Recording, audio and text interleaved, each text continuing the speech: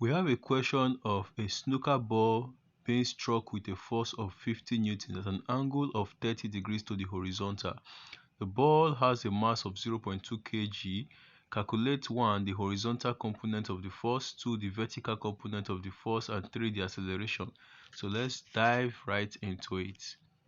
First off, this should be the picture in our head of a snooker ball, the player holding a stick and pushing the ball with or striking the ball with a particular force. So the question says we should calculate the force acting on the horizontal and the vertical planes to the ball. So let us see the forces acting on this particular ball. So we have the three forces acting on the ball. The first one is the force the player exerts on the ball.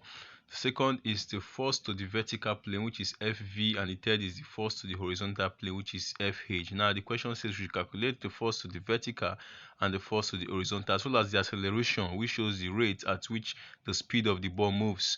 Okay, so let's dive right into it. We are going to answer the question using this picture. So you see the forces acting on the picture. We see the force on the vertical, the force on the horizontal, and the normal force acting at an angle of 30 degrees to the ball.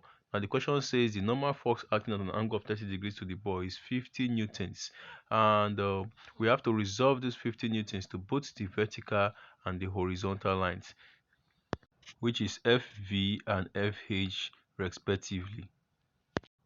Remember, the question says the force is at an angle of 30 degrees to the horizontal, so the force of 50 newtons should be at an angle of 30 degrees with the force on the horizontal, which is Fh. So the space between the F and the Fh is 30 degrees.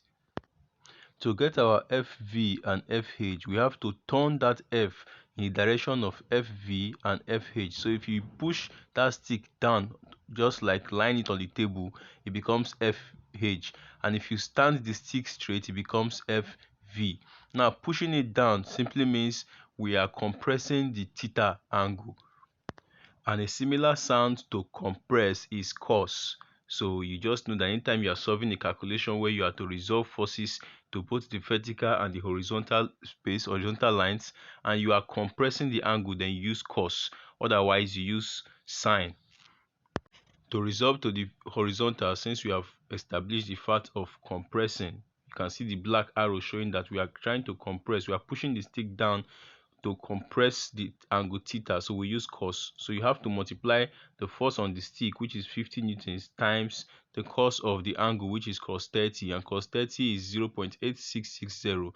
So when you multiply that with 50, we have 43.3 newtons. So the force on the horizontal is 43.3 newtons. Then for the force on the vertical, I've told you since it is compression for the horizontal, automatically the vertical becomes opposite of that. So the vertical becomes sine. So instead of using cos, since we have established the fact that compression is cos, then we use sine for this. To get the force on the vertical, we have to multiply 50, which is the original force that the person is using to strike the ball, times the sine of the angle, which is the opposite of the other cos, times the sine of the angle. So sine 30 gives us 0.5, and multiplying it by 50, we have it as 25 newtons. Then lastly, the acceleration of the ball. The acceleration of the ball simply tells us the rate at which the speed of the ball moves. So to get this, we have to use our Newton's law of motion that states that the force is equal to mass times acceleration.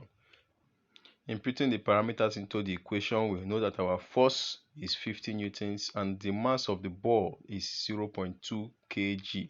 So putting it, we have 50 is equal to 0.2 kg times A. Now to remove that 0.2 kg from your A, you have to divide both sides by the 0.2 kg. So we divide 50 by 0.2, and so as dividing 0.2 by 0.2. So 50 divided by 0.2, we get 250 meters per second square, which is the acceleration of the ball. With that, we've been able to solve the question calculating both the vertical and the horizontal component of the force acting on a snooker ball, as well as the acceleration of the ball. I'll see you in our next class. Do subscribe or hit the follow button, as well as give us a thumbs up.